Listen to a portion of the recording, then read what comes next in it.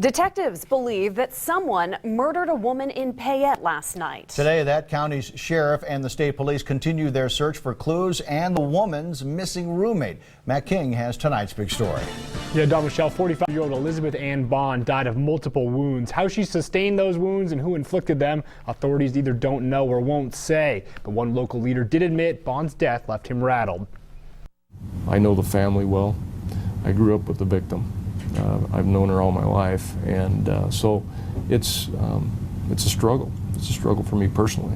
When deputies informed Chad Huff they believed a Liz Bond had been murdered, the Payette County Sheriff didn't immediately recognize the name. But then he arrived on scene and saw the victim's driver's license. In high school, he knew her as Libby. Obviously, we do the best we can on every case, but this one has got a special meaning to me.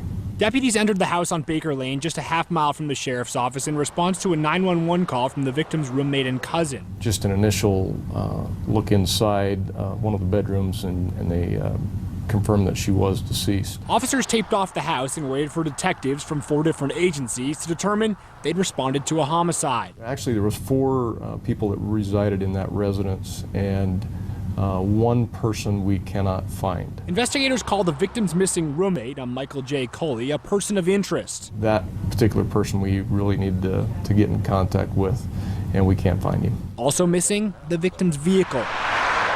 Elizabeth Ann Bond worked at the Western Idaho Community Action Partnership as a teacher. Her murder marked the 3rd homicide in Huff's career as sheriff, the 2nd in the last 3 months, and the 1st involving an individual he knew from his childhood. You know, it's just few and far between, and it's disheartening for me as the sheriff. Investigators say Coley's not yet a suspect, just a person of interest. They describe him as 24 years old, white male, 6 feet tall, 222 pounds, with blonde hair and blue eyes. Live in the studio, Matt King, today's 6 on your side. And Elmore.